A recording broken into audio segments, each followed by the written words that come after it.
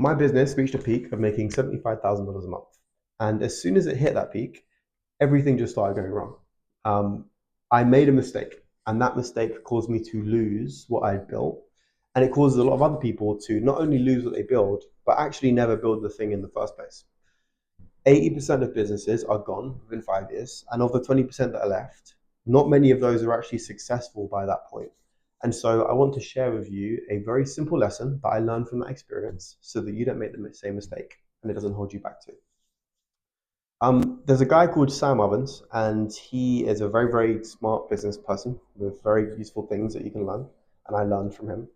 And he gave this model that is really useful for understanding why we struggle to stay consistent in behaviors and doing things that work in our business. And it's because there's often a lag between us learning something and doing the new thing and the result that we get. Think like going to the gym. Beyond the first 2 weeks where you get newbie gains, it often takes a long time for a diet and a new gym routine to actually visibly create the results, right? So a lot of time passes between us doing the right thing and continuing to do it and then getting the result. And the problem with that is, by the time we get the result, we've often forgotten what the thing is that we did that got us the result. And so we'll get the result, but then suddenly, to use the gym analogy, the chocolates and sweets started creeping in, and we've changed the way that we're doing our workouts. Maybe we're going less consistent, or we're trying like a new routine or whatever it is. And then the results start to fade away again. And we're confused because we're like, well, I'm still going to the gym and I'm still on a diet. So why am I not getting the same results? But it's because we're not actually doing the same thing that we were doing that got us here in the first place. That is basically the mistake that I made when I hit $75,000 a month. What I have noticed as I kind of reflected on this journey of building a business is that most of this process has actually been about me no longer being the problem, me no longer being the issue. The ego, that is the mind, that the part of me that identifies that I exist and attaches loads of stories to who I am and what I like and what I'm good at and what I'm not good at, etc. This is here to protect me. It's here to keep me psychologically safe. It gives me definitions and ways of being so I can move about the world, and it's trying to look after me. But often it gets in the way of me achieving the things I want to achieve. I'll give a very simple example, right? I really wanted to grow my business past like 40,000 a month ish. And the way I basically did it was someone on my team had a conversation with me and she asked, if you really thought you were good enough, if you really believed you could do this, um, what would you do? And I realized that I would charge way more for doing the exact same thing that I'm doing today. That's the short version of the story. I had tried to grow the business by changing our offer, building a new program, introducing loads of new stuff. But the thing that actually grew the business was us just saying a bigger number. What the ego was doing in that case was it was restricting me by saying, you're not good enough as you are. You're not good enough to charge more money. So if we're going to charge more money, you have to change stuff. You have to become more. But it was actually limiting me because I didn't need to change anything. I was good enough as I was. We just needed to set a bigger number. So that's a very simple example of how the ego can be limiting. And a lot of the process of building a business, for me at least, has been getting out my own way, removing the beliefs and limitations that I don't realize I'm putting on myself, and as a result, I'm putting on my team and my business. And when I remove those limitations, suddenly the business can kind of move forward without me in the way.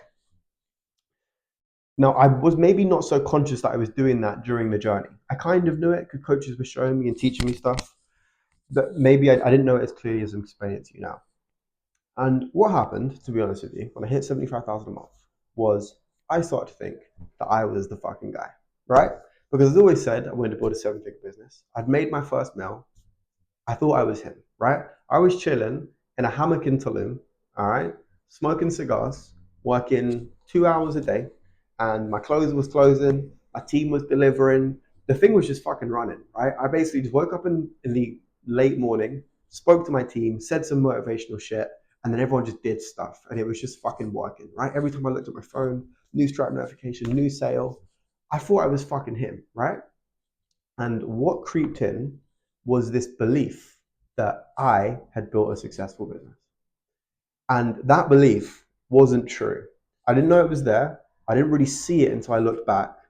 but pride had started to creep in, and I'd started to believe that I was some super smart, successful entrepreneur and that I had built a successful business. And what I realized is that is in contradiction to what I just said, which is that the process of building the business was about less I. It was about removing me. It was about getting rid of me fucking things up and me stopping us from going and the limitations that I was creating, stripping those things away. And the kind of less I that I put into the business, less me that I put into it, the more the business was allowed to grow itself. It wasn't me growing it, it was me getting out of the way so that it could grow. But then I started making loads of money and I thought, oh, it was me. It's because I'm super special and I'm super smart, right? So shit started to go wrong. You know, our lead gen system stopped working. My LinkedIn account went down. Suddenly our close rate tanked. Shit just started burning. And because I was in this egoic state of believing that I was the reason it was working, I started doing stuff. I started working 10 hours a day. I started being like harsher with my team. I started trying to fix it and I just made it worse. Me working all the time, not really doing productive things and taking on too many tasks. It added complexity. It meant that I was fucking stressed out. So when people were asking me for shit, I wasn't in a good state to help them. I stopped trusting my team. I started taking things off them.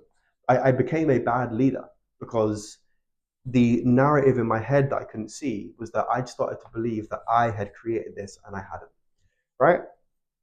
I've heard that in lots of different contexts. It's interesting because I see a lot of Christian content on my phone. I'm not necessarily Christian, but I do read the Bible a lot, and I believe in God. And a very similar narrative is a very similar story is told there.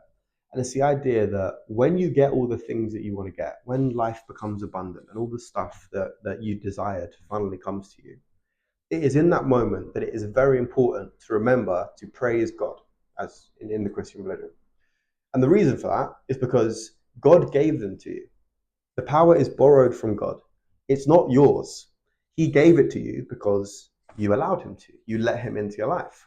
And if you forget that, if you start to think, oh, I earned the money and I built the business and I did all this stuff, you lose your connection to where it actually came from, which was not you going and getting it, but you moving out of the way so that it could come to you. And in the Christian religion, you forget that. God punishes you by taking it away.